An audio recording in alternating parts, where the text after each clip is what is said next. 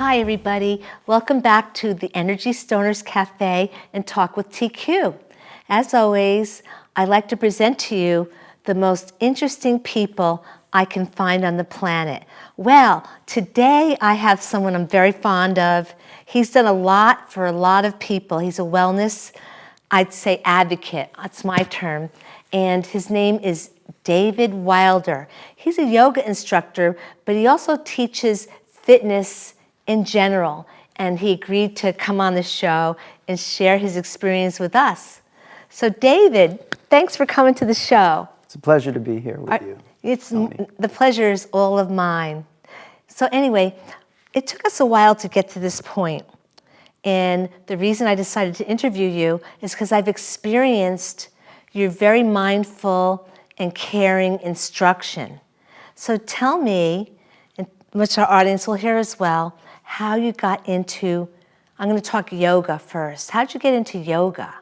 I was first introduced to yoga. My mom brought me to a class. I was about 10 years old.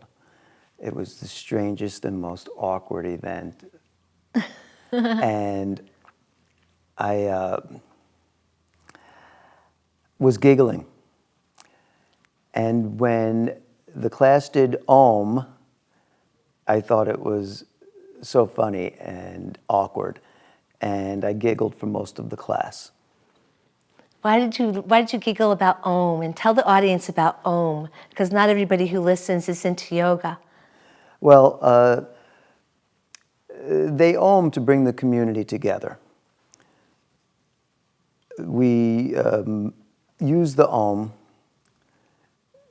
to relax, to get into the moment, to listen to the vibration and start to take this inward journey of exploration, discovery. An inward journey in which we use our bodies for this.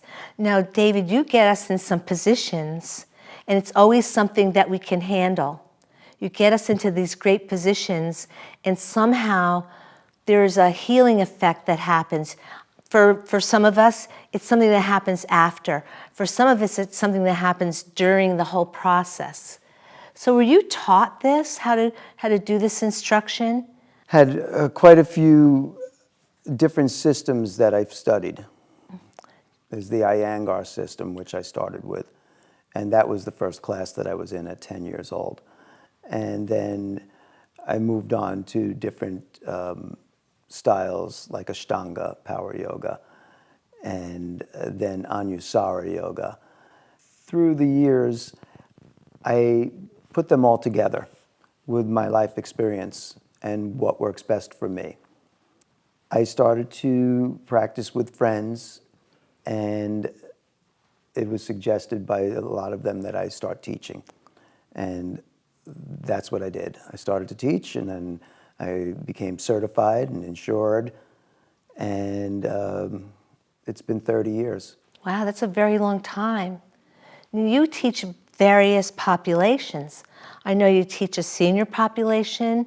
You also teach people that are dealing with autism population. You teach children. And I know that the class I take, after you leave that class, you're rushing off to another class. Before you start, you're rushing in from a class. And so how many sessions do you do on an average day? 6 to 8 classes a day. Wow. Tomorrow will be my day off. I'll do about 4 classes. On your day off? My day 4 off. classes. Yeah. Yeah. Well, Saturdays and Sundays I'll do two classes. So you teach every day? It's what I like to do. Yeah, yeah. You know that saying, what is that saying? Do what you love and you'll never work a day in your life? And that's it. So it's not really work. Work is getting to and from the sessions. So in the class that I take, you have various personalities, but somehow you have like a natural way of making everything cohesive. I'm wondering, did you go to school to teach yoga? I went to school to teach. Did you go to school to teach? Well, we learn so much in our education. Mm-hmm. But the real practice is the work. So that it's like on the job training. That's where we make it happen. And it's perpetual for you, it sounds like. Something I'd like to just continue to do forever. Yeah, yeah, I know that The rest of my life. the class I'm in, the people in the class, we just adore you. You know, we're really very happy when you come. We're very happy during the class, and then when you leave, we're like, you know, we're kind of like, we want you to come back. No, it's something that you wish you could do. Me, at least, I wish I could do it all the time. You know, if that was a possibility. Yeah. Tell me about the children you teach. You don't have to tell me every detail, but tell me how you got into the multiple populations. That's impressive. I built a reputation for being able to work with most anybody. And there's a lot of referral. So one of the boarding schools that I work for is a boarding school for children who are dealing with autism. And their instructor that they had was not available anymore. So they called me in, and I did an audition, and Audition. it worked. I was someone that the children were able to kind of relate to. The students were able to relate to me. I did the poses with them. I inspired them to do the poses, and we made it fun. That's what we get when I show up. We make it fun and effective. As you see when we start class here, Yeah. like everybody get on your feet. Yeah, It's time. yes, to make it happen. Right. Yeah, it's like a party. It's like a party. And we have a very nice group, and you make us, you connect us to each other, which I find interesting. I kind of feel that, you know, even though when I came to the class, I didn't know anyone in the class, but you were kind of like the glue that put everything together. I remember when we met. You do? Yeah. Yeah? We all have a unique collection of gifts that we bring with us wherever we are, and we're blessed to be able to share them. I help to pull that together from each and every one of the people in the classes. We're all integral components to what's happening. Yeah, you do a little bit of reading from philosophers to us, or things that you found that are somewhat inspiring. You know, they tweak your brain a little, they tweak your spirit a little bit. And so you go a little bit further than just teaching poses. You put some beautiful ideas out there for us to ponder. How did you get into that part of it? That's what makes you so unique. How did I get into that? It was just like I jumped into the river, and there were different things in the river, obstacles and opportunities. And as I'm flowing down the river, I'll either choose to swim around the obstacle or hang out on it. I like the hang out on it part. So how does that relate to our class? Like you said, we have a lot of different personalities. Yes. And you'll see sometimes somebody just needs a break, they don't want to do it. The rest of the class that will move a little bit will be inspiring to the person who may just be watching for the moment. And then you'll see they'll join in. Yes. Like sometimes someone doesn't want to do a handstand. Who would that be? And then other people do, Yeah. try to do it, or down dog with a leg up the wall, and then someone will try to do it, and then we often look at that and say, well, I think I can do that, and sometimes we'll have the courage to give it a try. Yeah. So I hope to inspire you to develop courage. What are some of the obstacles that you find, more common obstacles that you find that people have that cause a resistance to actually engaging in this wonderful practice? Well, what I hear most is, I can't do yoga because I'm not flexible and I'm not strong enough. Well, yoga is not about being strong or flexible. It's one of the benefits of practicing yoga is that you become strong and flexible. So if you see a class where people are experienced at yoga, you see people who are flexible and strong, but that's because they practice. Right. Yeah. If we are tight, it's easier to reach to our boundaries. If we are tight, what do So you like mean? if we're not flexible, it's easier to reach to the boundary. Oh, okay. If we're not strong, we can find that fatigue quicker. So we don't have to work as long to get to those boundaries. When we become familiar with our boundaries, we're able to work on them, we gain confidence, and then we're able to practice more and eventually go beyond the boundaries and set new boundaries. Yeah. So that's a wonderful result of the practice. Getting people started is probably the most difficult part. As we talk about in our yoga classes, is transitions are some of the toughest things we do in life. It's the transitions. It's where we feel a loss of stability when we're making a transition. The yoga practice helps us to realize that. Whether it's a physical transition on the mat or sending your child off to college, there's a lot of fear, unfamiliarity. The yoga helps us become familiar with those obstacles and boundaries. So the yoga is almost like a metaphor for life. So as we go through these physical, challenges, we take on these physical challenges. It's somewhat metaphoric for the challenges we take on in life. That's what I'm hearing from you now. Am I right? Well, I don't have to be there are though. many thresholds for us to go through in life. Okay. And the more we approach the thresholds, the more we become familiar with the thresholds. And the more that we practice going through thresholds, the more familiar we are with going through the thresholds. And often we'll find that on the other side of those thresholds is more efficiency. Oh, okay. But it takes a lot of effort to get there. Yeah, yeah. In the process, we're building or developing courage. It's the second time you've said courage.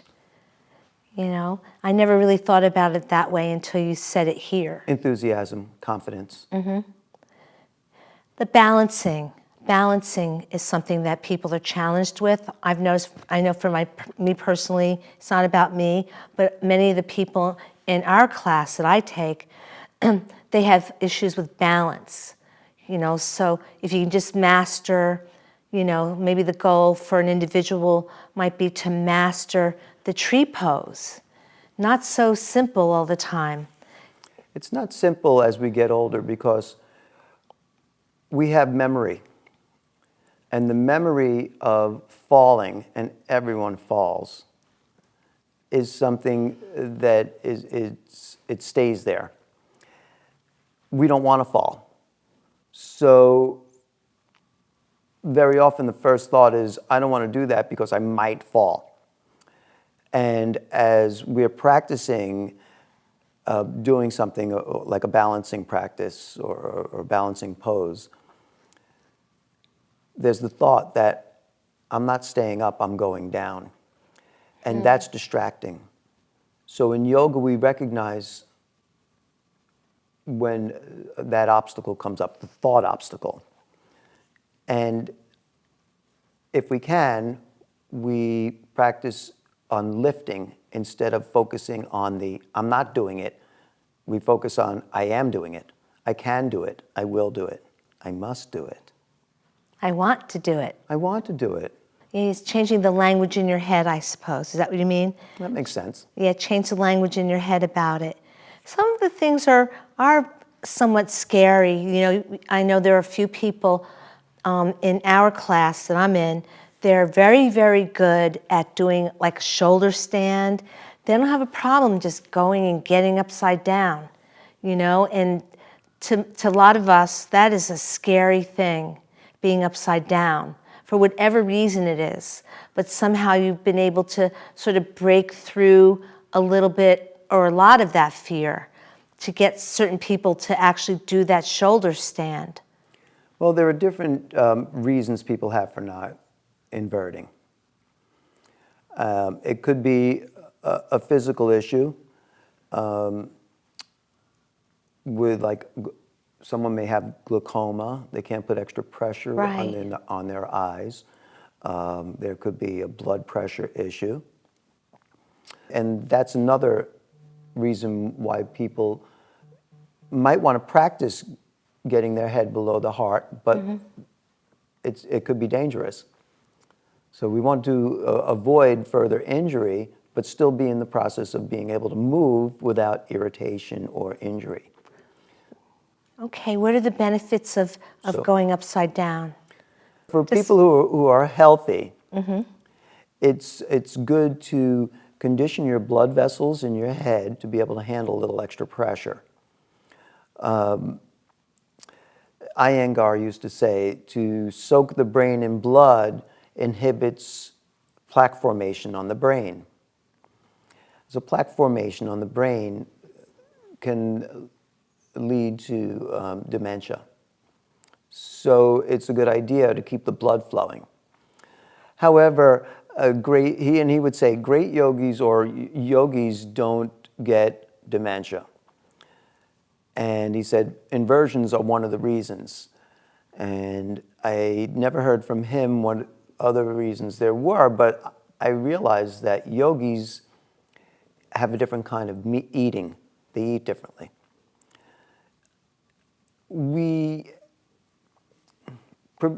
Our bodies become what we take in and don't process. So it's the accumulation of the information that comes in both diet of food and diet of information that comes in. So all information mentally that comes in needs to be processed. Same thing with what we eat. It all needs to be processed. So any food that comes in should be usable to start with, right? And we all go for the sugar and sometimes the junk. But if we could be a little more strict with our diets, it'll be easier to process what comes in.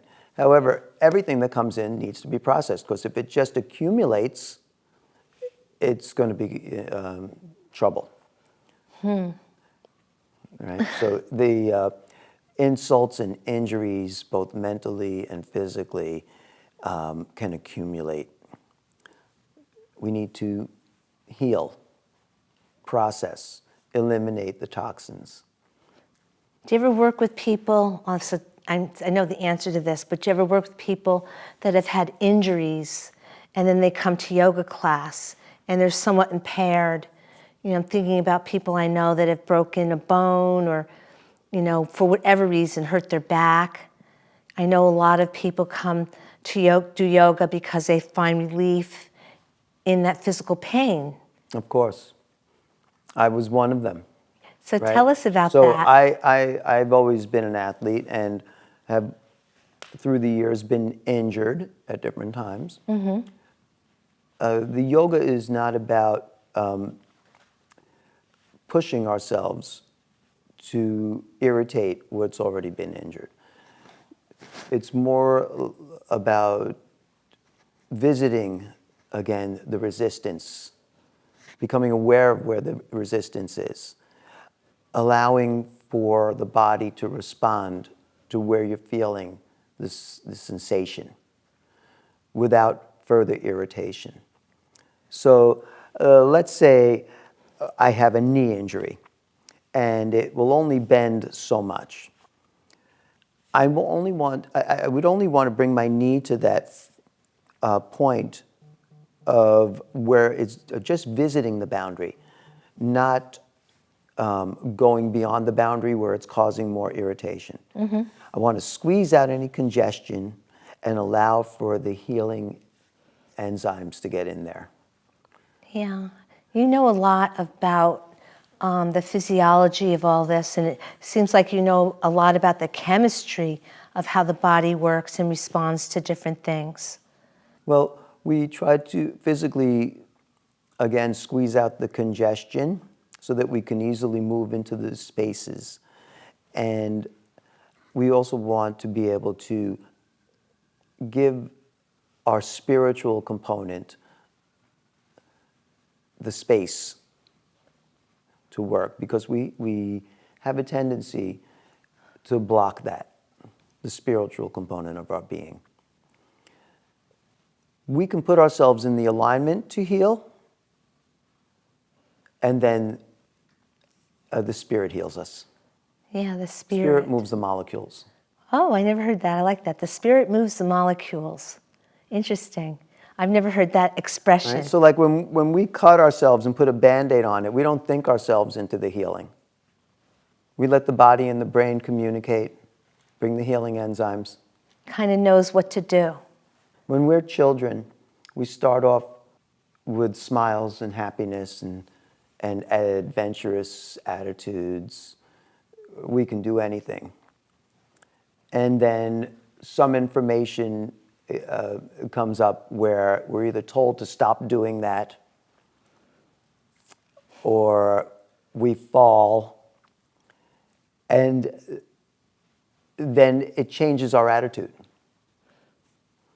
Yeah. But we can become aware of that. And the yoga practice where we're having fun gives us a chance to challenge ourselves, especially with balance. Yeah.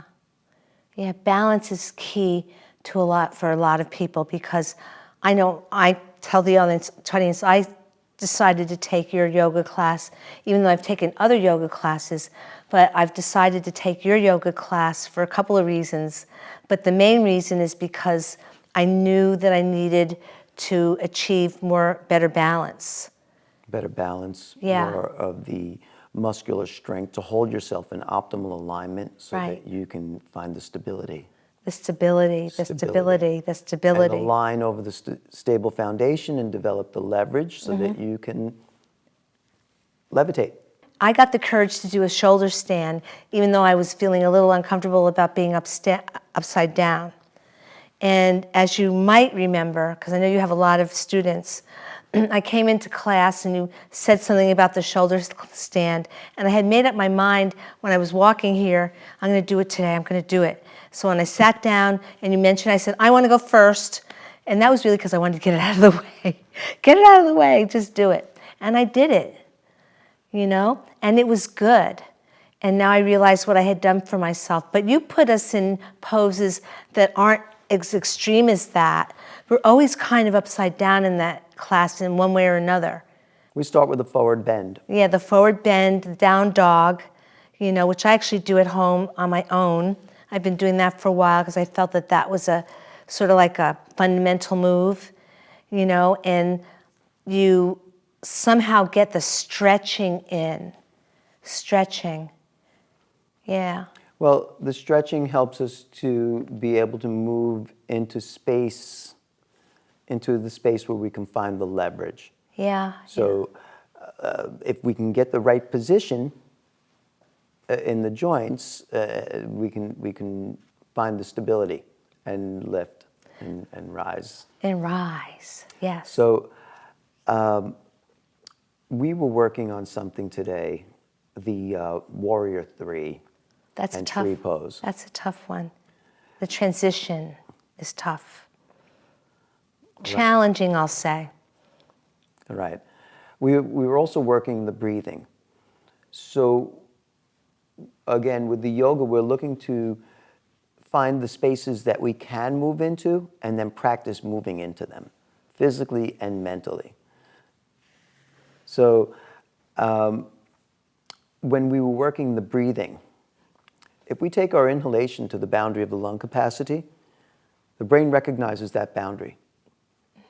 It helps you to get there with less effort, like any training. Mm-hmm. So if you're weightlifting, your body gets used to lifting that weight. You're going to a boundary of being able to lift like 10 pounds. And then you're conditioned to lift the 10 pounds and go a little bit beyond the 10 pounds, and you go up to the next level, 12 pounds. and then slowly you graduate to the next level. With the yoga, we want to make space like for the breathing. So we worked on that today, right? We took our big, deep inhale and we felt the boundary of the lung capacity. And the more we breathe like that, the easier it is to breathe. And it feels so good. It does feel good. You know, I have to say that I was so glad that I found your class, you know, and you have a reputation around the region pretty much. Some people call you Yoga Dave. I can't bring myself to call you Yoga Dave, you know? You don't have to. I call you David the Great, King David. Works. I'd rather go there. But whatever. It's all the same thing. But I have to end this first discussion with you, and I really invite you to come back and talk more about this because it's important. You know, it's very important, especially in our society now. And I think that, in my opinion, yoga promotes peace within, and we all need a little more of that. And I just say to myself, sign me up for some more of this, you know? So David, thank you so much. Thanks for talking to me. I appreciate it. You know I adore you. It's my pleasure too. Yes, and we all talk about how we love David. I can say one more thing about making the space. When we do our meditation at the end, the Shavasana, we want to stop the movements of the mind to make space. Yeah. And be able to come back to the worldly attachment when we're done meditating with a clean space to move in. Yeah, clean space to move in. And I'm starting to feel that all this stuff is like a metaphor for what goes on in our lives and what we need to perhaps treat, heal, remedy, you know? It's all of that. But this is a big discussion. We really should have another talk. How can someone get in touch with you if they want to engage in yoga with you, David Wilder? Well, my Facebook page is Wilder Yoga and Fitness. My email address is wilderfitness@gmail.com. There you go. There you have it. Okay, thank you, David. You're the best. My pleasure. I really appreciate you coming in and talking to me more about this. I feel privileged. I do. Thank you. Well, thank you, David Wilder, and thank you, audience, for coming to another episode of the Energy Stoners Cafe and Talk with TQ. I'll see you next time, and I promise once again, I'll bring to you the most interesting people I can find on the planet. So be nice, be good, be happy. Bye-bye.